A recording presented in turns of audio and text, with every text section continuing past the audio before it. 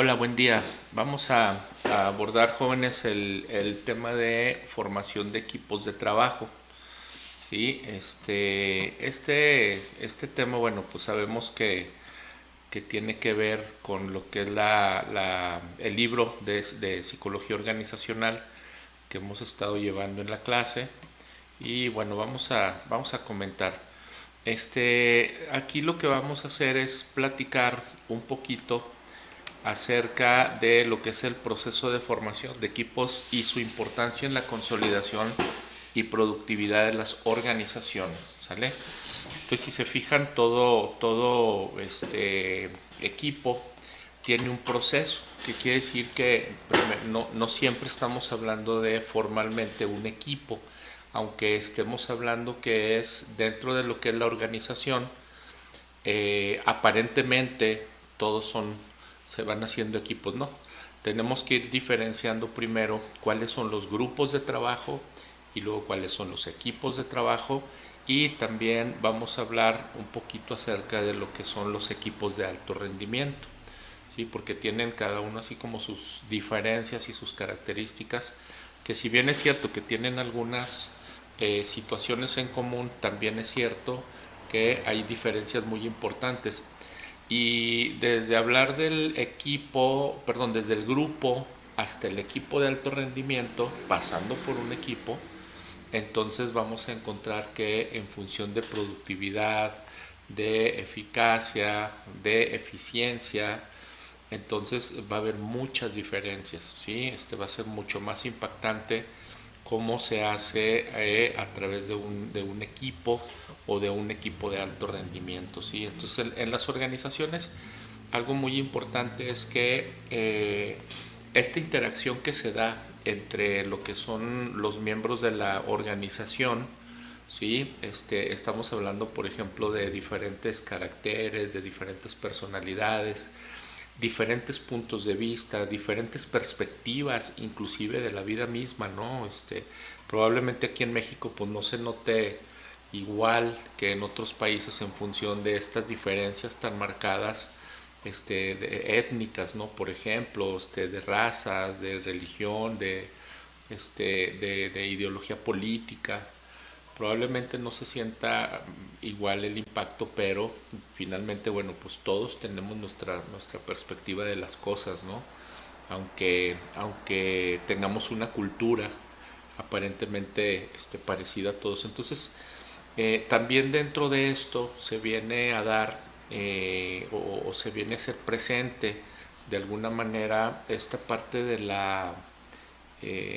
inclusive hasta de la psicopatología, ¿por qué no decirlo, no? A pesar de que, bueno, hemos visto que ahorita los enfoques que se han venido dando en psicología organizacional es hacia la psicología positiva más que a la parte de la psicopatología, pero no podemos dejar de lado que existe dentro de las organizaciones, ¿no? Por ejemplo, alguien que es depresivo, alguien que es límite, alguien que tiene alguna psicopatía, algún trastorno de ansiedad, etcétera, ¿no? Entonces, de acuerdo a estas características de personalidad, entonces algunos compañeros pueden ser positivos o pueden ser negativos para lo que son los procesos de organizacionales, ¿no? Entonces, pueden obstaculizar o pueden facilitar todos estos procesos, ¿no? Entonces, es algo bien importante. ¿Qué es esto de la facilitación social? Bueno, pues no se trata del tipo de conducta de una persona, sino del grado, ¿sí?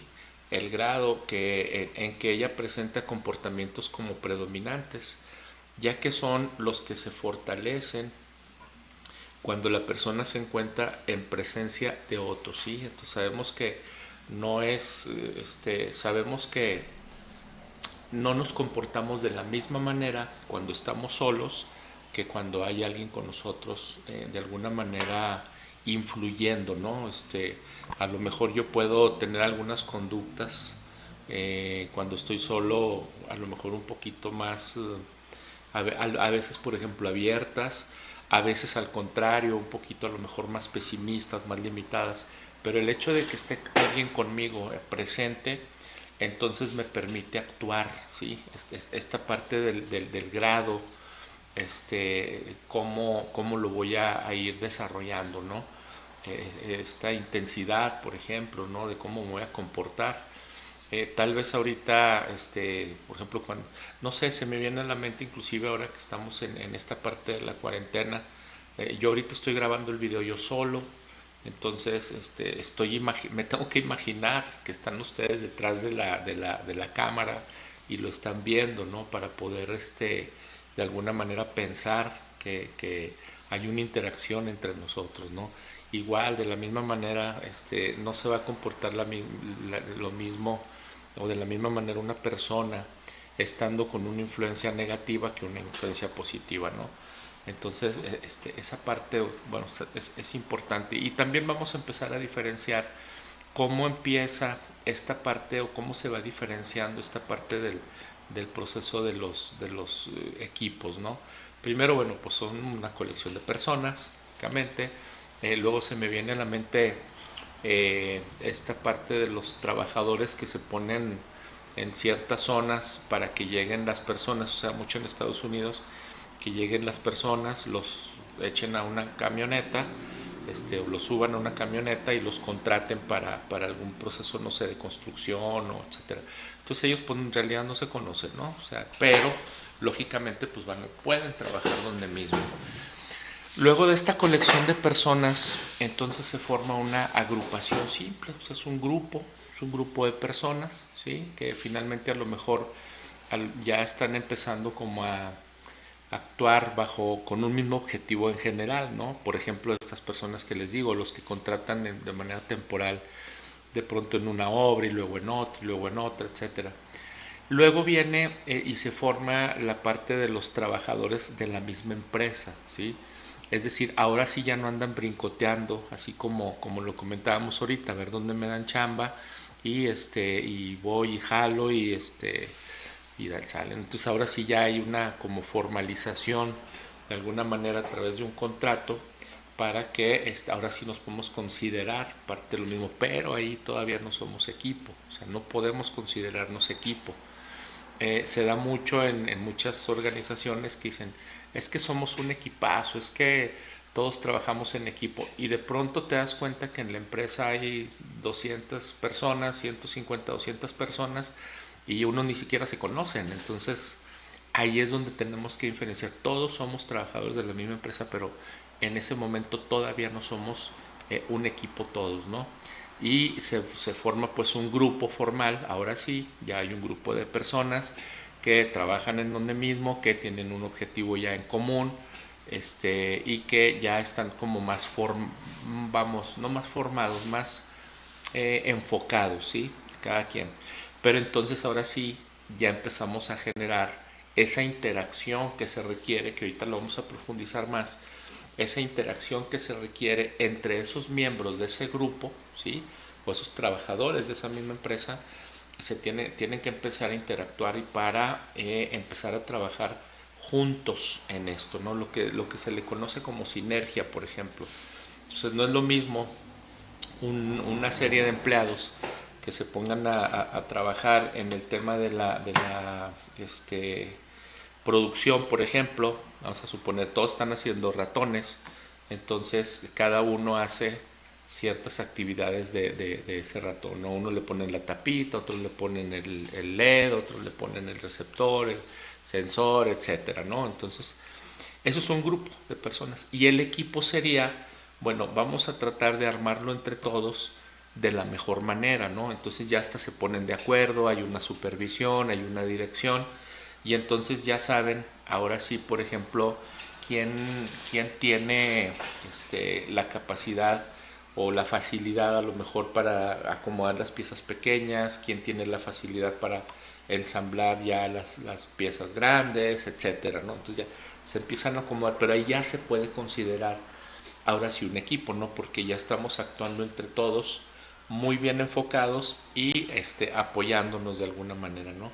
Pero entonces viene todavía otra fase más alta de lo que es el equipo. Si alguien ya está trabajando en equipo, vamos, estamos bien ya, ¿sí? O sea, ya no es como que cada quien con su rollo, sino ahora sí están interactuando entre sí para poder apoyarse, pero el equipo de alto rendimiento, entonces está en otro nivel ya, definitivamente está en otro nivel de trabajo y tiene también sus características sumamente importantes para ver de qué manera podemos ir más allá de lo que es un simple equipo, ¿no? Entonces, bueno, ya lo mencioné un poquito, pero vamos a tomar en cuenta las características distintivas, por ejemplo, de los grupos. Son 7 características distintivas. Es una colección de individuos que interactúan unos a otros, ¿sí? En esa interacción social se perciben a sí mismos como parte de una unidad, o sea, soy parte de estar aquí. Los individuos que lo componen son interdependientes, ¿sí? Es decir, si hay una interacción o cierta interacción, ya hay un trabajo para conseguir una meta, ¿no? Lo que es la meta de la organización. Dicha meta implica la satisfacción de una necesidad a través de su acción conjunta. Sus interacciones están dirigidas por un mismo conjunto de normas y roles y se influyen ya unos a otros. Estamos hablando de grupo, ¿no? Acuérdense que previo al grupo son trabajadores de la misma empresa, ¿no? Para generar así grupos de trabajo. ¿Qué diferencia hay pues entre equipo? Bueno, pues que en el grupo son dos o más individuos interdependientes que se influyen uno a otro a través de la interacción social. Entonces, si se fijan aquí el esquema, nos está diciendo cómo está la situación en donde una sola persona dirige a otras más, ¿sí? Esa es la interacción, de alguna manera son interdependientes unos de otros, ¿sale? Sin embargo, si vemos la interacción entre el equipo, los miembros se combinan, ¿sí? Combinan sus aportaciones individuales de manera deliberada y en la búsqueda de una meta en común y que comúnmente tienen cohesión y unidad, entonces actúan entre ellos. Ahora sí, ¿sale? No es nada más alguien que está dando una indicación, por ejemplo, ¿sí? O sea, totalmente vertical, sino que aquí ya lo movemos de una manera más dinámica, ¿no? Entonces, si se fijan cómo van actuando unos con otros, ¿sí? Independientemente inclusive de que uno tenga más jerarquía que otro, ¿no? Porque finalmente debe de haber una jerarquía, debe de haber un liderazgo, pero la interacción se da ya más activa dentro de todos, ¿sale? Y ahí es donde existe lo que se le llama la sinergia, ¿no? ¿Qué es esto de la sinergia? Para explicarme mejor, es así como el 1 más 1 son 3. O sea, 1 más 1 no es 2, son 3. Quiere decir que nosotros podemos producir más y mejor lo que podamos producir de manera independiente. Vamos a suponer que cada quien puede, no sé, fabricar un ratón. Si yo puedo fabricar un ratón en 1 hora y mi compañero puede fabricar un ratón en 1 hora. Pero si lo hacemos entre los dos y nos organizamos, entonces en 1 hora no vamos a lograr 2 ratones, que sería como lo lógico, ¿no? Vamos a lograr 4 ratones, por ejemplo, ¿no? Entonces, de alguna manera, esa es la parte que se le llama sinergia, ¿sale?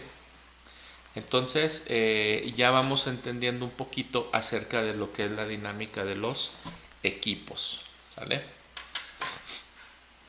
Ahora, hay diferentes conceptos de equipos, ¿sí? Que vamos a revisar algunos. ¿Qué quiere decir la construcción de equipos o los team building? Es una intervención estructurada y diseñada para incrementar el grado en que un grupo funciona como un equipo, ¿sale? Lo vamos formando, lo vamos estructurando, ¿sale? Para tratar de que ese grupo funcione ya formalmente como un equipo. Y luego ya viene el teamwork o el trabajo en equipo, que es coordinado efectivamente por los componentes interdependientes del desempeño requerido, ¿no? Todo lo que de alguna manera se van relacionando.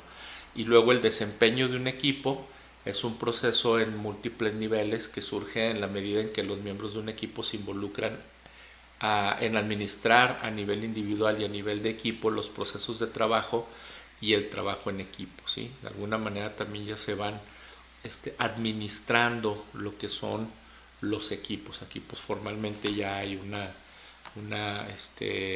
establecimiento de equipo. Y luego la efectividad del equipo es la evaluación de los resultados de los procesos del desempeño del equipo relativos al conjunto de criterios, un conjunto de criterios, ¿no? Entonces, claro, hay un mínimo de características que deba tener, por ejemplo, un proceso o un trabajo, o un producto o un servicio, y entonces es esta parte de la evaluación, ¿no? ¿Qué tan efectivo es el equipo? ¿Sale? Ese sería el siguiente concepto. Entonces, fíjense bien, al interior de una organización se pueden identificar hasta 6 diferentes tipos de equipos de trabajo, ¿sí? Por ejemplo, los equipos de producción, los equipos de servicio, los equipos de gestión. Los equipos de producción es todo lo tangible, ¿sí? Todo lo que se toca, o sea, producción, un ratón, un micrófono, una computadora, o sea, todos los tangibles, esos son los equipos de producción, ¿sale? Y luego hay equipos de servicio. Si nosotros habláramos, por ejemplo, de una sola empresa, entonces podemos hablar de que son todas las interacciones o transacciones que de alguna manera se dan. A lo mejor no es lo mismo, justamente, valga la redundancia, el área de producción, ¿sí? Que es la que hace los ratones, que el área, por ejemplo, de la mercadotecnia, ¿sí? O de las relaciones públicas para al momento de publicitar o dar a conocer la empresa, por ejemplo, ¿no? Ellos hacen un servicio, ¿sí? Los equipos de gestión, ellos administran equipos, ¿sí? Ese es otro como nivel también, u otro tipo de equipo, que son los que se encargan justamente de ir checando todos los procesos que se dan dentro de algún equipo o algunos equipos, ¿sí? Ahora, estos equipos se les llama que son naturales, ¿sí? O sea, que se van presentando de alguna manera. Y luego hay otros equipos no permanentes. Esa sería la diferencia de los naturales, que finalmente son equipos que se van a presentar, ¿sí? De manera natural, vamos. Pero entonces surgen otro tipo de equipos que se les llama de proyecto, ¿sí? Eso quiere decir que van a tener hasta cierto punto una terminación. Aunque bueno, puede haber empresas en las que se van de un proyecto a otro, por ejemplo, ¿sí? Pero finalmente, precisamente por eso se llaman de proyecto, porque son temporales y muy aplicados, muy enfocados. Por ejemplo, los equipos de proyecto que se dedican a la solución de problemas en específico o a la mejora de algún producto, servicio o algún proceso, ¿sí? Ellos se dedican a eso, entonces detectan el problema y se van enfocados a eso que sucedió, o bien a un producto que tienen que mejorar, entonces se dedican a esa parte de la mejora de ese producto. Cuando se termina esa parte, que ya no es necesario la parte ya mejoraron el producto, a lo mejor se van a otro producto, pero ya es otro proyecto, ¿sí?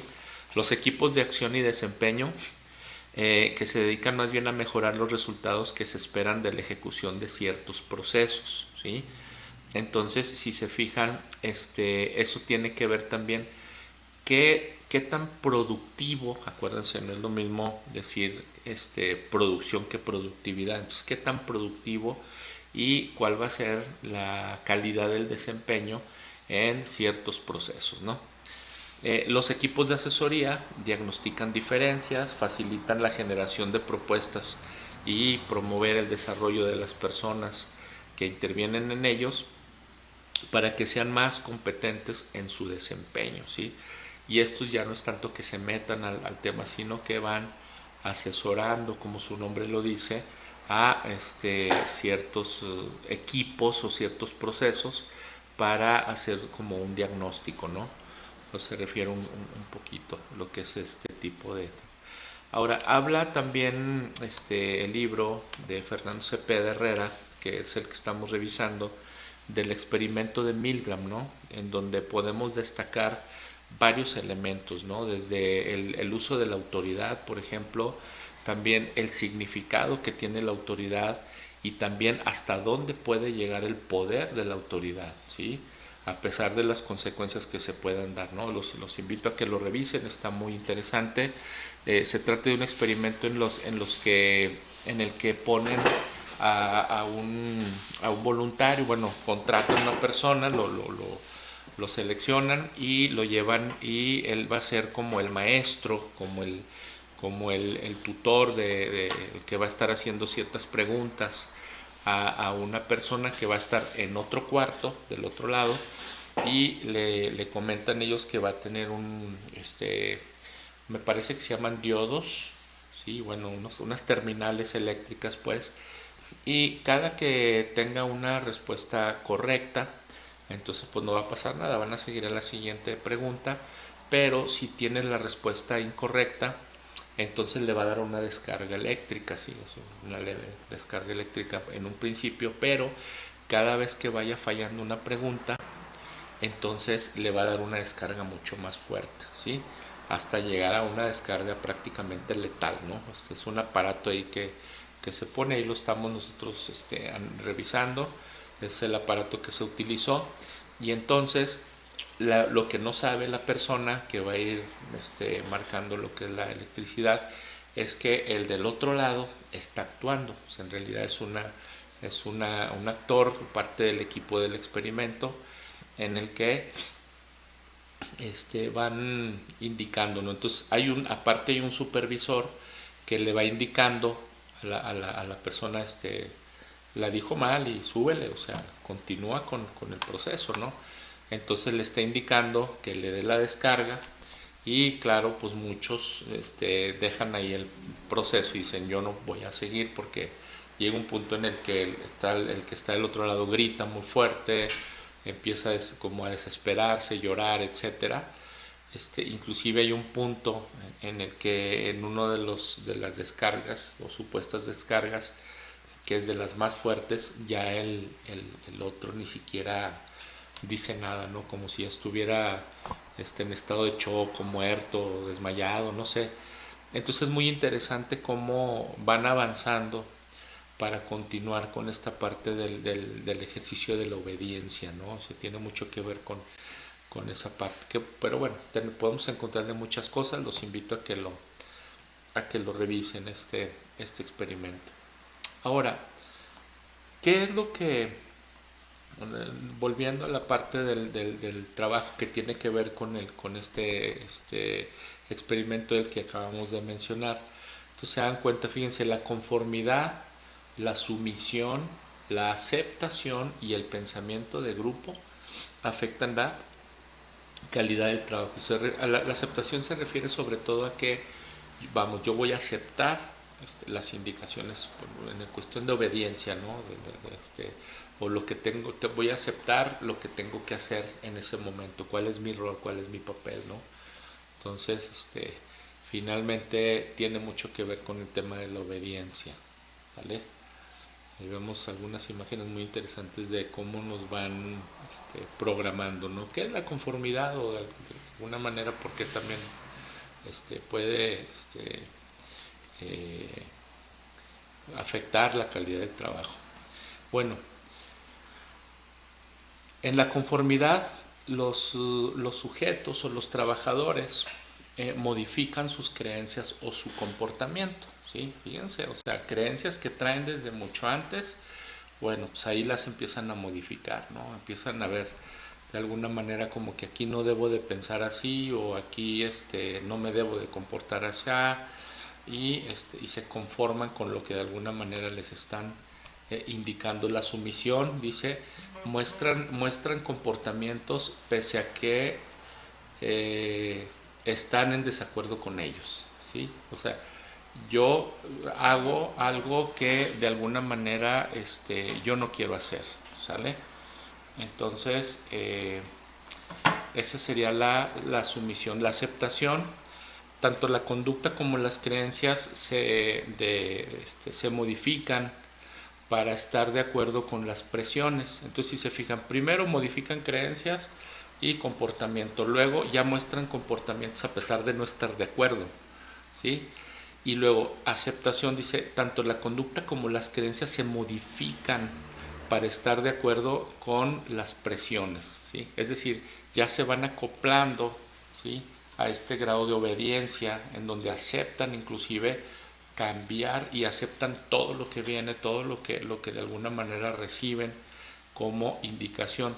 Y entonces esto se hace un pensamiento de grupo y entonces ya todos modificamos nuestro pensamiento, nuestras creencias, aceptamos lo que nos viene, lo que nos ponen, y se suprimen las opiniones disidentes en búsqueda de la armonía del grupo, ¿no? Entonces ahora sí, el que está mal es un disidente, bueno, más bien, mejor dicho, el que piensa diferente o el que actúa diferente, entonces en ese momento se hace un disidente, ¿no? Porque ya no está pensando en su totalidad, en lo que es el pensamiento de grupo, ¿no? En cómo piensan los demás y cómo debería, pues, de pensar él, ¿sale? Luego viene también otro apartado que es la tecnología y los equipos de trabajo, que es algo que también se ha venido dando muy fuerte. Bueno, ni se diga hoy en lo que es la pandemia, ¿no? Lo que hemos estado viviendo ahora en el 2020, que si bien es cierto, porque también es importante comentarlo, eh, ya se ya se estaban dando todos estos procesos, de alguna manera estaban evolucionando ya de manera fuerte lo que son el trabajo en casa, el estar, como work, home office, donde me llevo la oficina a la casa y desde ahí trabajo, ¿no? Donde también podemos estar en contacto con personas de otros países o de otros lugares, de alguna manera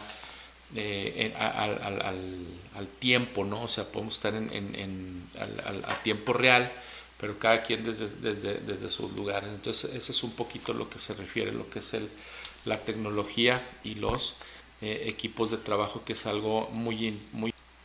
Pero entonces, todo esto viene a acelerarse de una manera más importante y más fuerte ahora con el tema de la pandemia, ¿no? Es decir, se agiliza a tal grado que nos agarra en curva, así nos agarra muy descuidados, y se tiene que acelerar estos procesos de las videoconferencias, en los procesos de las escuelas, pues de las aulas virtuales, los trabajos, por ejemplo, se me viene a la mente esta parte donde los organizaciones que se dedican a hacer llamadas telefónicas, por ejemplo, tienen que readaptarse de tal forma que empiezan a trabajar también todo esto desde casa, ¿no?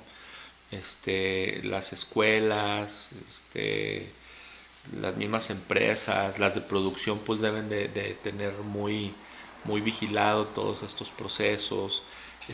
También se viene y se acelera la parte del estar mecanizados o robotizados, todos los procesos, etcétera, ¿no? Es decir, ahora con lo de la pandemia, pues tenemos que adaptarnos de manera muy fuerte a trabajar desde casa, no nada menos ahorita lo que yo estoy haciendo, ¿no? O sea, estoy grabando un video para que ustedes lo escuchen, porque no podemos estar en el salón de clases en vivo, presencial, discutiendo los temas, inclusive saludándonos de mano, etcétera, ¿no? Escuchándonos de viva voz, etcétera. Entonces, de alguna manera, pues tenemos que adaptarnos a todos este tipo de procesos, ¿no? Bueno, en el proceso de desarrollo de un equipo también tiene su proceso. Primeramente debemos de generar inclusión, ¿sí? Es decir, pertenencia, afiliación, ser parte del equipo, sentirnos parte del equipo, ¿no? Por eso vamos a empezar como a diferenciarnos de lo que es formalmente un grupo, ¿no? Luego ya se genera un control, ¿sí? Ya cuando estamos integrados o incluidos, mejor dicho, entonces se genera un control donde ya se empiezan a implementar reglas, responsabilidades, jerarquías, ¿sí? Este, procesos, procedimientos, el grado de dependencia de una jerarquía a otra, por ejemplo, o de una actividad a otra, o de un rol a otro. Entonces también se empieza a generar todo eso. Empezamos como a estructurar lo que es el equipo, ¿no? Y finalmente, aquí es donde empezamos a hablar ya o podemos empezar a pensar en un equipo de alto rendimiento, ¿sí? Porque, bueno, empezamos a generar apertura, ¿sale? Y nos debe de mover la honestidad, la sinceridad, la posibilidad de intimar entre sus miembros. Ya hay confianza mutua, y bueno, la autoestima, perdón, pues es alta, ¿no? En el sentido de ya estar generando apertura. Entonces, fíjense, dice proceso intencional de completar el desarrollo del equipo de alto rendimiento, y si se fijan, viene un proceso ahora hacia atrás, ¿sale? Entonces hay acciones para completar la apertura. O sea, esta parte es la que le va a hacer al equipo ser de alto rendimiento, ¿sí? Es decir, podemos entre los miembros del equipo, inclusive que haya señalamientos importantes, sabes que pues tú la regaste en esto, necesitas tener más cuidado con esto otro, oye, está muy bien esto que hiciste, oye, sabes que yo pienso que tú en lugar de estar en esta área deberías de estar en esta otra. Y sobre todo los que reciben esas críticas, esos comentarios, esos señalamientos, tienen que estar dispuestos, ¿sí? Tienen que estar muy dispuestos, porque uno de los problemas de los problemas que se da y por qué fracasan los grupos, o los equipos mejor dicho, es precisamente porque no tienen ese grado de honestidad o ese grado de apertura, ¿sí? Que se va dando y que necesitan para poder aceptar una crítica y hacer una modificación. Entonces se ofenden, por ejemplo, ¿no?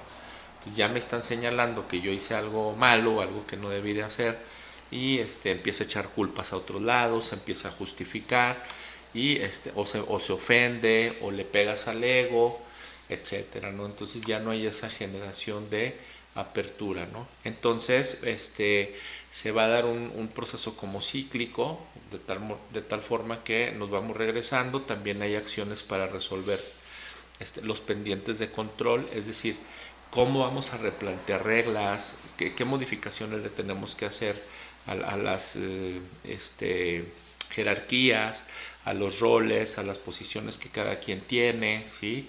Etcétera, ¿no? A las responsabilidades mismas. Entonces, y también acciones para resolver los pendientes de apertura. O sea, qué nos falta, pues, para que la gente que formamos de alguna manera, perdón, aquí es acciones para resolver pendientes de inclusión. ¿Por qué?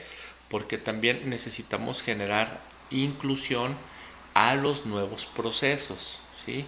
Es decir, va a haber gente que se va a ir integrando de alguna manera a la organización o al equipo. Entonces lo tenemos que tomar mucho en cuenta. Entonces acuérdense, los equipos de alto rendimiento, ¿sí? Los equipos de alto rendimiento, fíjense bien cuáles son los ejes. Es la apertura, la honestidad, la capacidad de autocorregirse, la capacidad de autodiagnosticar y resolver. Aquí todos aportan algo, o sea, todos son importantes en esto, y permite una franca discusión. Ese sería el equipo de alto rendimiento, a diferencia de lo que es pues un equipo, un equipo común, ¿sí?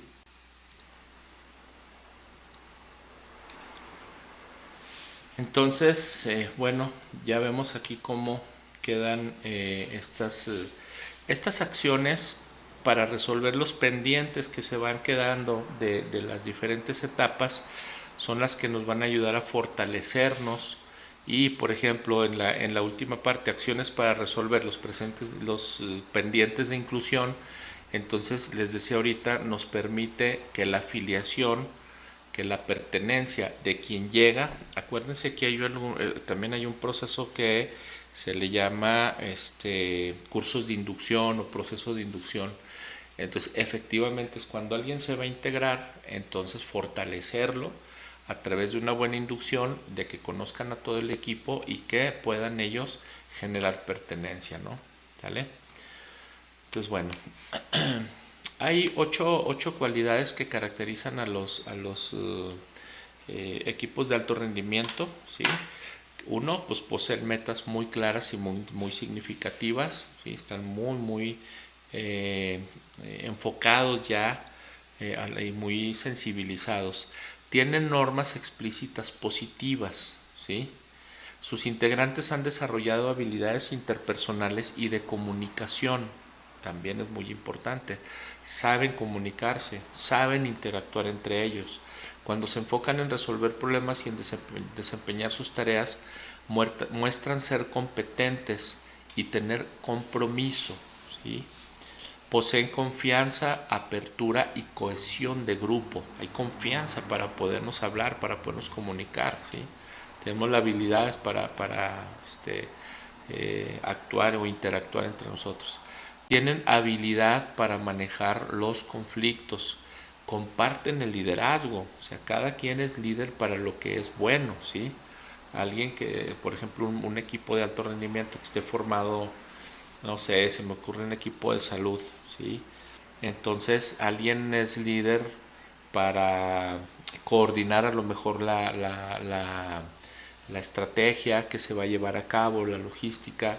Hay alguien quien es bueno para convocar a la gente, para convocar a las personas, para organizar a la gente que va a asistir. Por ejemplo, no sé, se me viene a la mente una feria de la salud o un evento, ¿sí?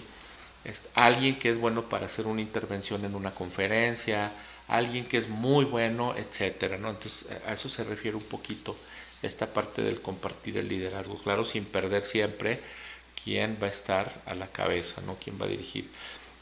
Y experimentan un conjunto de aprendizaje individual y en equipo y una continua mejora, ¿sí? Esas son las 8 características o 8 cualidades que tienen los equipos de alto rendimiento. Ahora, es importante aquí, dice, el valor de la tecnología por arriba del valor del ser humano, ¿sí? Entonces, aquí, ¿cuál es la bronca? Que nosotros como psicólogos organizacionales, tenemos metas o retos muy interesantes, ¿no? Muy importantes. Entonces, ¿cuáles son estos retos del psicólogo frente a las nuevas modalidades de tecnología, ¿no? ¿Qué nosotros podemos hacer o aportar en este sentido? Bueno, mantener en las organizaciones la convicción de que el trabajo humano, creativo e inteligente no puede ser completamente sustituido por robots o por computadoras. Eso es algo muy importante. O sea, no es lo mismo de todas maneras, por más avances que hay y efectivamente se robotice o haya una implementación de la tecnología muy importante. De todas maneras, el trabajo humano no puede ser sustituido, no completamente, por ejemplo, ¿sale? Alertar acerca de que sin importar la sofisticación de los sistemas y equipos informáticos de que disponga cualquier organización, su óptima utilización dependerá de personas, ¿no? Finalmente, por lo menos ahorita todavía no está el rollo de que las inteligencias artificiales controlen el mundo, ¿no? O sea, están dirigidas por seres humanos y la idea es precisamente muy importante destacar esa parte, ¿no? Siempre hay alguien atrás de toda esa inteligencia artificial, ¿no? O sea, detrás de toda esa tecnología. El cuidado y la atención de las personas nunca deben estar por debajo de los que se brindan a los sistemas y equipos informáticos. Inclusive aquí nos meteríamos hasta en temas de éticos, ¿no? O sea, porque, por ejemplo, de pronto podemos encontrar que alguien en alguna organización o una empresa pongan inclusive por encima del ser humano o del trabajador lo que es todos esos procesos de tecnología, ¿no? Entonces es importante entender que somos personas o son personas las que están ahí y nunca deben de estar por debajo de lo que es la parte de la tecnología, ¿no? Porque la verdad es que sí es muy importante.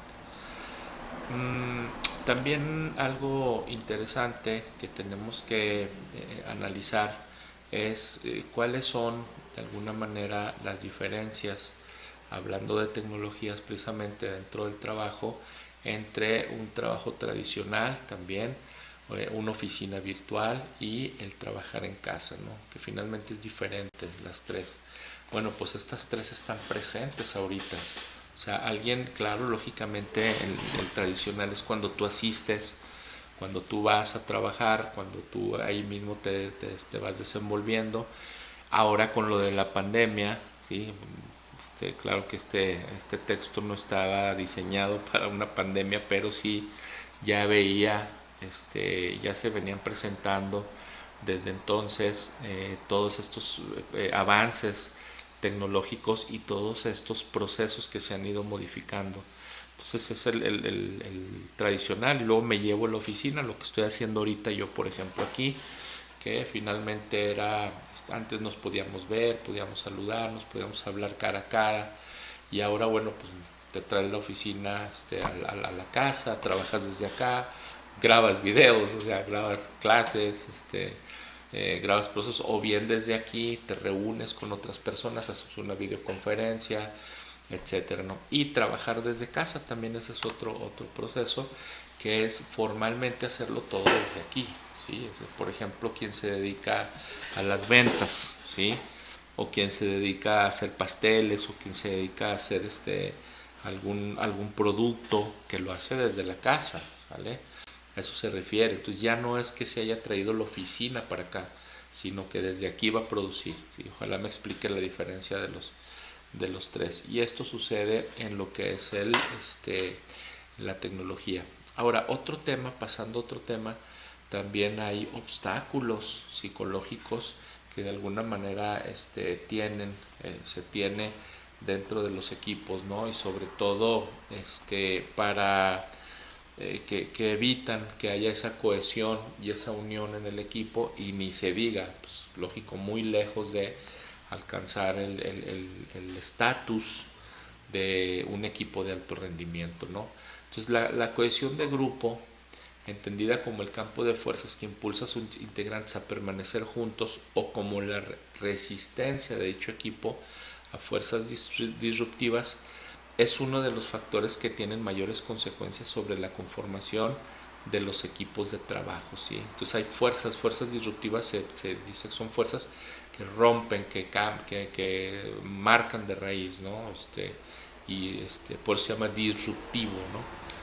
Entonces, bueno, ¿qué es lo que pasa con esos obstáculos o cuáles serían esos obstáculos para que alguien no logre integrarse?